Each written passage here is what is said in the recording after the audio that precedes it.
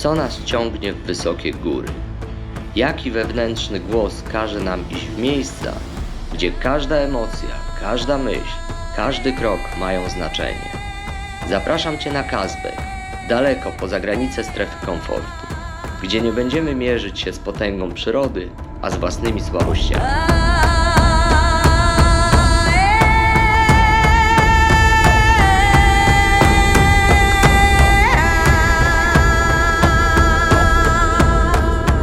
Jedziemy z Gija, moim lokalnym przewodnikiem. Gija też jest właścicielem hotelu, w którym mieszkałem. A tutaj piękny pejzaż, owce. Pełno ich tutaj. W całej Gruzji już chyba 3. albo 4. stado.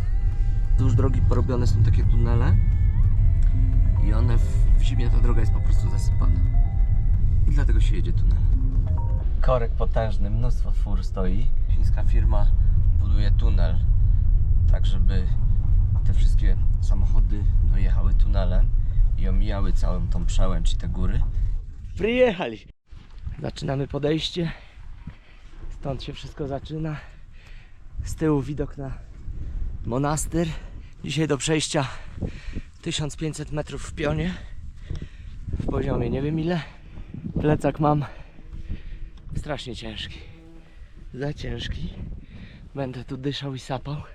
Z takiej perspektywy tego monastyru jeszcze nie oglądałem. Tutaj wyłania się Kazbek i dopiero widać, z jakim wyzwaniem przyjdzie mi się zmierzyć. Tutaj Gija mówi, że mięso z tych owiec, baranów, jagniąt wypasanych na wyżynach jest dużo smaczniejsze niż to, które jest wypasane na nizinach. Po prostu nie ma tego charakterystycznego zapachu i smakuje dużo lepiej. Ja miałem okazję w zeszłym roku jeść i rzeczywiście gość przy nas po prostu rzucił na grilla kawałek jagnięciny, posypał to solą i to chyba było wszystko, jeżeli chodzi o przyprawy. Po chwili nam to przyniósł, zjedliśmy to niebo w gębie.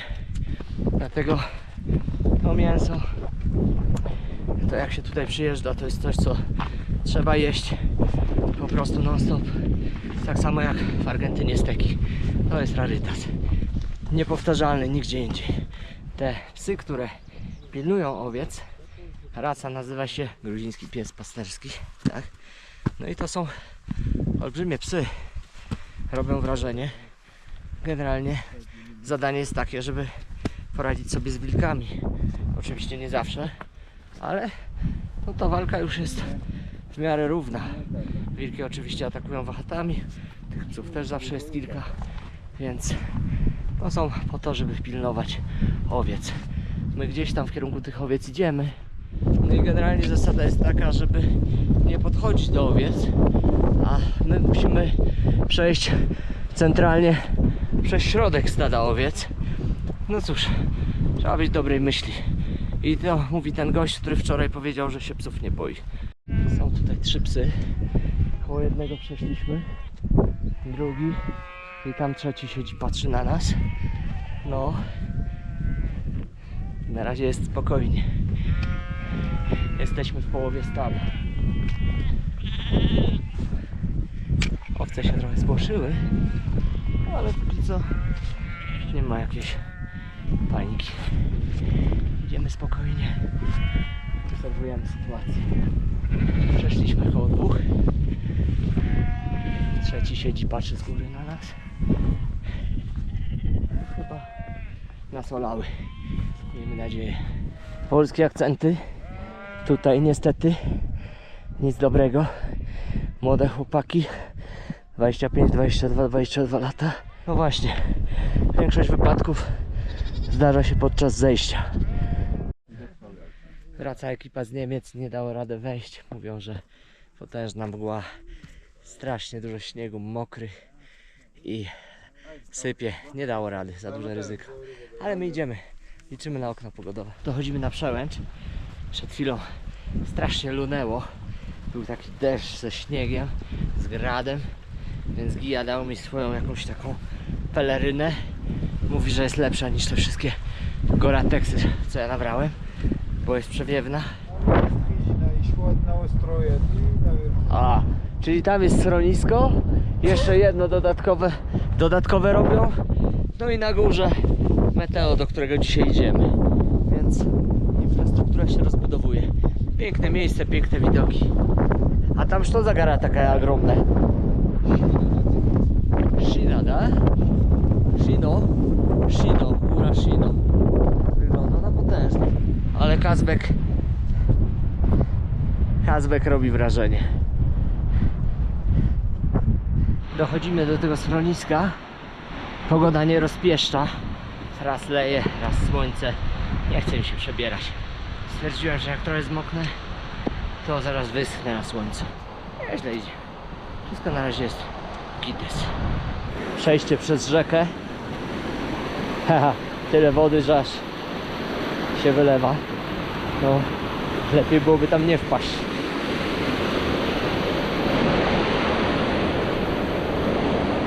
No i teraz kawałek pod górkę i w schronisko. Только от метеостанции. Aha. W 41 году. Нет, A, 30 году. 30-го начали, 41-м вот как строят. Czyli w 30 roku zaczęli tutaj budować tą meteostację. Первая постройка. Это было впереди, где ты в туалет ходил, вот тут туалет. Aha, da. Ага, Туалет самый главny. Czyli zaczynali od kibelka, nie? Czyli Ледник, dookoła jest а lodowiec? сверху, когда вулкан зашел, камни сброс. Jasne. Znaczy oni rzeczywiście znaleźli miejsce, gdzie były skały i na tych kamieniach to po prostu эти zbudowali. первые проходы туда загрузили. А вот первый гид. A tak w ogóle to jesteśmy w meteostacji, w skrócie nazywanej Meteo. Здесь была военная база, A, так fajnie. говорят. Aha, И подкровка была метеостанция. tak. Czyli tutaj była wojenna baza i w ogóle stąd nikt się nie wspinał na Kazbek, z drugiej strony schodzili. Szliśmy w taki po prostu zamieci śnieżnej, taki wiatr. Myślałem, że nie dojdę i przychodzimy, a tutaj witają nas gorącą herbatą i jakimiś suszonymi morelami. Idziemy dzisiaj na klimatyzację. 4000 metrów. Jutro, właściwie dzisiaj w nocy, czyli 12:01, wychodzimy już na atak szczytowy. No to schronisko Meteo jest naprawdę bardzo fajne. 20 lari kosztuje nocek w namiocie, 70 w pokoju. Spróbuję gdzieś tak koło 5 się położyć spać, jeżeli się uda, tak żeby do tej 12 pospać. Jedzenie, toaleta, no i 10 godzin w górę, 5 w dół, 15. Przedwczoraj wchodziła jakaś tam ekipa, jedyna, która przez ostatnie kilka dni weszła. 20 godzin im zajęło wejście i zejście. Długo, ponieważ jest bardzo ciężka pogoda, głęboki śnieg. Gorąco jak cholera. Cały mokry jestem, musiałem zdjąć koszulkę, tu się suszy. Po prostu masakra. Sexy Marcin, говоришь? Gdzieś tam na dole jest schronisko Meteo, ale go już teraz nie widać w tej mgle. My teraz jesteśmy jeszcze w pełnym słońcu, zaraz zajdzie. No i będę się ubierał, bo będzie zimno, a na razie gorąco, cały płynę. Пузик надо затащить внутрь. A ładne, pofik. Это Gija daje mi tu rady, jak należy film nagrywać, brzuch wciągnąć, żeby ładnie wyglądało. No tak, dochodzimy do kapliczki, 500 metrów powyżej Meteo. No nie tak sobie ją wyobrażałem. Myślałem, że to będzie jakaś kamienna konstrukcja sprzed 600 lat, a tutaj po prostu sowiecka myśl techniczna. No ale cóż, punkt aklimatyzacyjny zdobyty. Rozumiem, że trzeba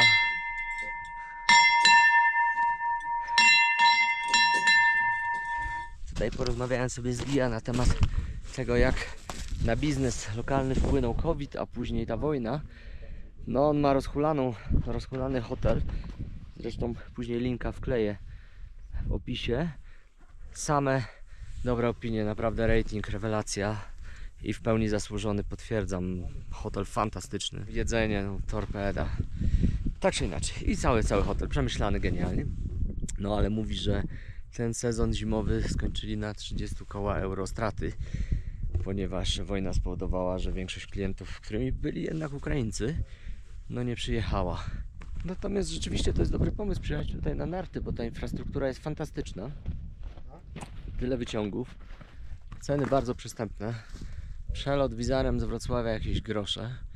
I naprawdę można zresztą kupić taki karnet, który jest na całą Gruzję. Więc można sobie w Ładuri posiedzieć tydzień, później pojechać 800 czy tam 600 km dalej do drugiego kurortu i tam sobie ten sam karnet wykorzystywać. Fajny pomysł. Druga w nocy, nic nie widać. Wychodzimy, ciemno jak w dupie. Będziemy szli jako pierwsi. Nikt się nie bawi. Do tego, żeby przeczekać drogę. Idziemy już nie wiem jak długo, ale widoki zaczynają wyglądać fantastycznie. Zapowiada się świetnie. Привет! Komory dopisują, pewnie nic nie słychać, ale widok po prostu bajka.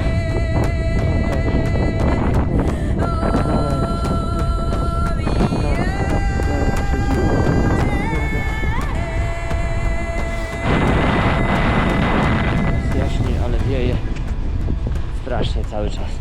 Tak samo.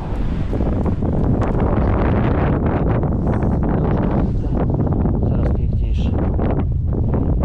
Wow. Ale śliczny widok. Odpukać. Pierwszy raz w życiu mam tak, że idzie mi się dobrze. Czyli wszystko jest kwestią aklimatyzacji.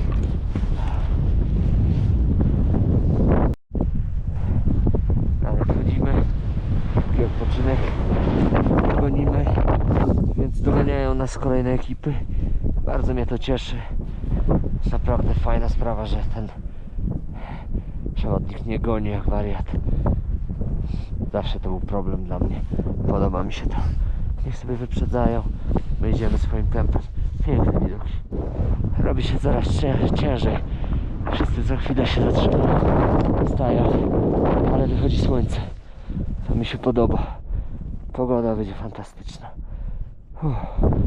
No warunki skrajnie zimowe. Buty na Face'a nie dają rady. Łapawice trzeba było wziąć wyprawowy. Zakładamy raki.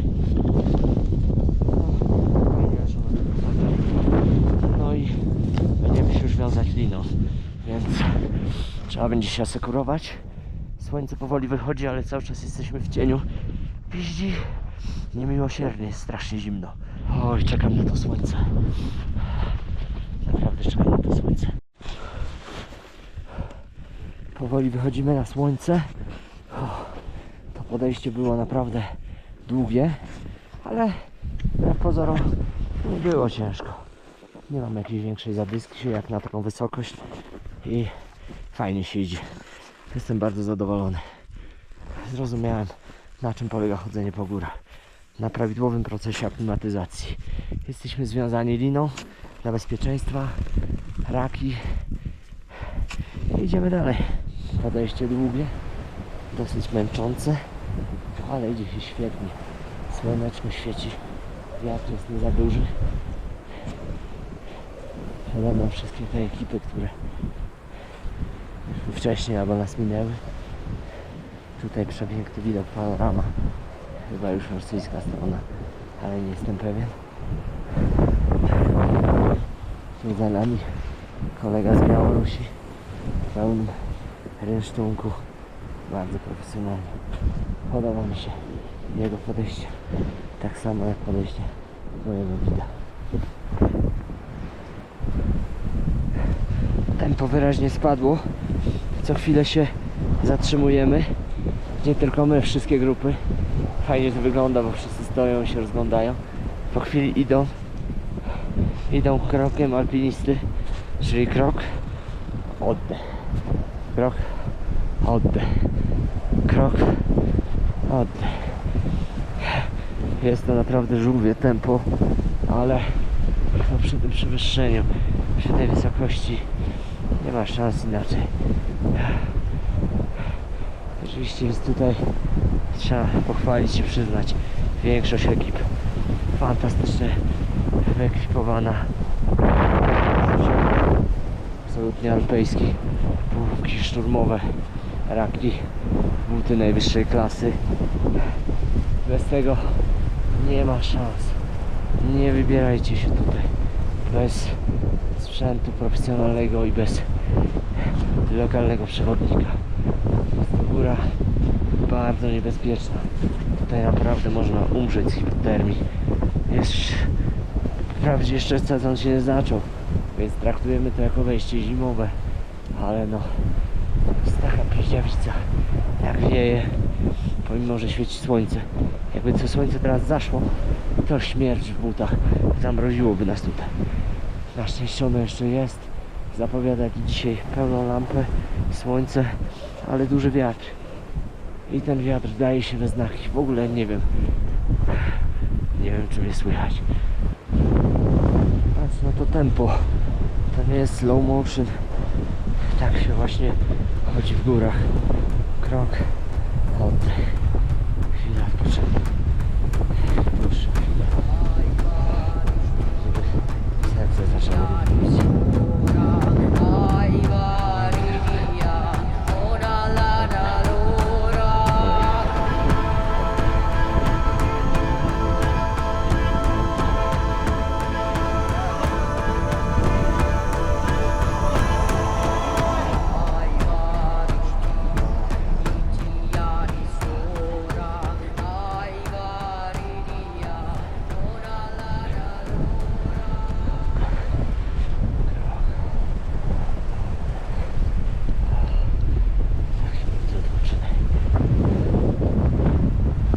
Jeszcze jakieś ekipy idą. Trzeba trzymać rytm, trzeba trzymać na tempo. Nie wolno przyspieszać. Nie wolno doprowadzić do tego, że serce zacznie mocniej bić. Odpoczynek. Krok. Oddech. Krok. Oddech. Próbuję to nagrywać, więc wypadłem trochę z rytmu. Ale wieje. Jeszcze tak niedaleko. Ciekawe czy dojdziemy. Krok. Oddech. Odpoczynek. Chwila. Idziemy dalej. Krok.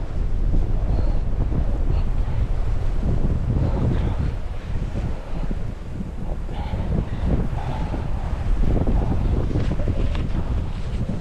Na razie jest potężny wiatr. Nie wiem, gdzie zostało. Lekko nie jest. I tak, weszliśmy tutaj na tą przełęcz. Wieje tak potwornie. Siedzimy tutaj. No i generalnie wszyscy mówią, że wracają. Nie idą. Tutaj jakaś tylko dwie osoby poszły, ale widzę, bo jest bardzo późno. Wiatr jest potężny. 2 godziny do góry, 1,5. Więc jak będą wracać, no to będzie już mgła. No za godzinę w ogóle, jak będziemy wracać po ciemku. Tak wygląda człowiek po 17 godzinach akcji górskiej. Mówią, że spaliłem twarz, ale na szczęście nie ma lusterka, więc nie mogę tego zobaczyć.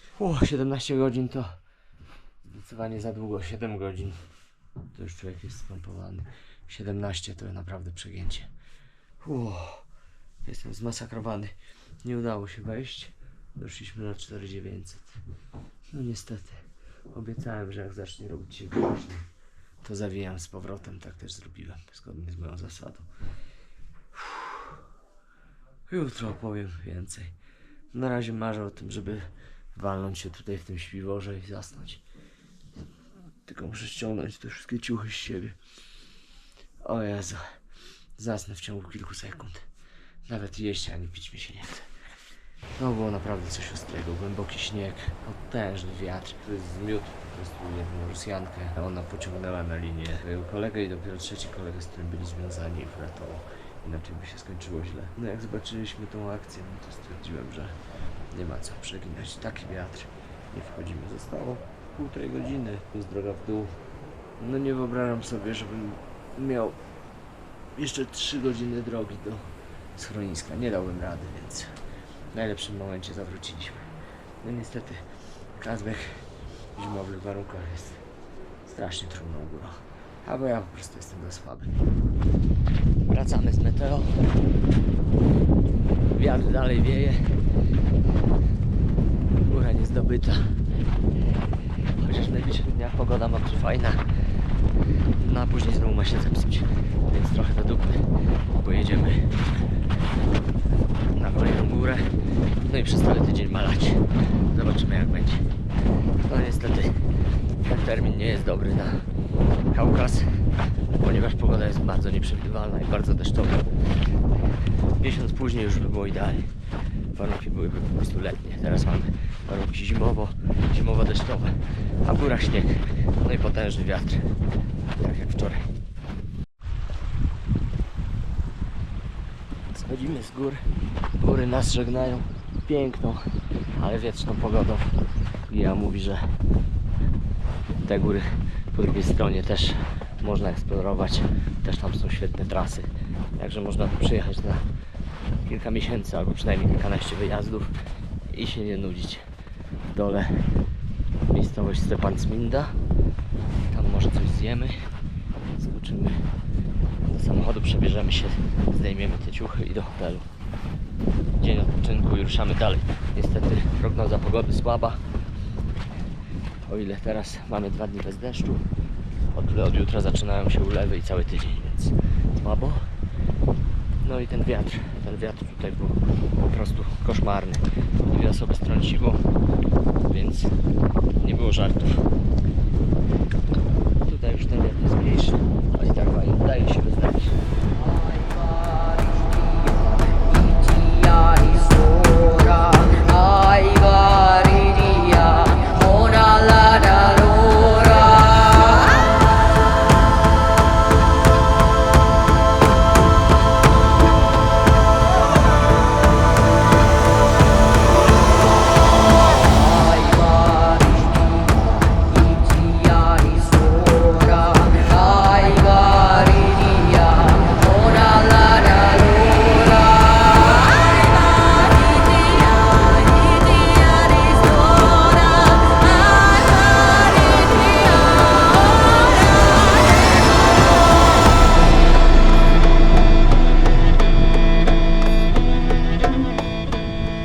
Jest coraz większy grad.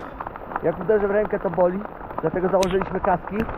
No, przed chwilą mijała nas jakaś polska rodzinka z malutkim dzieckiem, w krótkich spodniach ojciec, mama też, z małymi plecaczkami, więc ciuchów nie mieli. No i pewnie są gdzieś z pół kilometra za nami.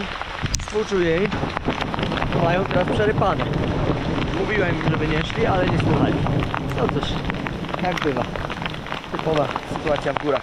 Tylko tutaj góry są dużo większe niż nasze Tatry, ponad 2 razy większe, więc żarty są nie na miejscu. No, dopadła ich ta burza gdzieś na przełęczy. Do schroniska za daleko, z powrotem za daleko. Ubrań nie ma. Ale boli jak się dostanie tym gradem. Ja pierdzielę. Masakra, właśnie oberwałem palca, przez kurtkę boli.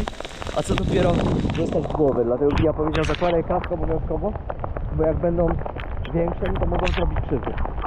No, w końcu wykorzystałem kask na ten wyjazd. Burza powoli przechodzi. Przemoczyło mnie totalnie na dole, bo z głupoty nie chciało mi się, a właściwie z lenistwa, zakładać spodni z Gorateksu. Ale zaraz wyschnę. Ten monaster wygląda naprawdę cudownie z tej perspektywy. Tylko te samochody szpecą krajobraz. A mianowicie dlaczego ich jest tak dużo? Dlatego, że dzisiaj jest niedziela, więc stąd całe mnóstwo niedzielnych turystów dzisiaj tutaj na szlaku spotkanych, takich, którzy nie wiedzą jak się zachować w górach, jak się ubrać w górach. Fajny trekking, fajna wspinaczka, były emocje, były wrażenia, był totalny ekstrem, naprawdę było ekstremalnie. Akcja Kazbek bardzo udana, jestem bardzo zadowolony. Świetne miejsce, bezwzględnie trzeba wziąć lokalnego jakiegoś przewodnika albo kogoś, kto tam był i wie jak iść, bo na tym lodowcu jest bardzo niebezpiecznie, można się pogubić. Tam wczoraj jeszcze było tak, że ten wiatr po prostu zdmuchiwał ludzi, zdmuchnęło 2 osoby, więc to dodatkowo jakby powodowało, że nie dałoby się tam wejść. 2 Polaków, których spotkałem i poznałem, oni po prostu doszli tam gdzie my, tylko wcześniej, na tej przełęczy na 4900, no i podjęli decyzję, że się wspinają. No i polegało to na tym, że po prostu jak był podmuch wiatru, padali na ziemię, wbijali się czekanych w lód i czekali te parę sekund, później kilka sekund na to, żeby podejść i znowu padł na ziemię I tak na samą górę udało im się. Bardzo zadowoleni, także wielkie gratulacje. No, myśmy się na to nie zdecydowali, bo jak tam doszliśmy na tą przełęcz, tam już były dwie ekipy, wszyscy zdygani. Wiatr był tak potworny, że nie dało rady ustać. Wszyscy uznaliśmy, że nie ma sensu w górach ryzykować. Jeżeli coś jest nie halo, to zdobycie szczytu i pochwalenie się, że zdobyłem szczyt, absolutnie nie jest warte tego, żeby ryzykować. Więc zrobiliśmy najmądrzej jak mogliśmy. No i już, i fajnie. Teraz 2 dni odpoczynku i ruszamy dalej w stronę północno-zachodniej Gruzji.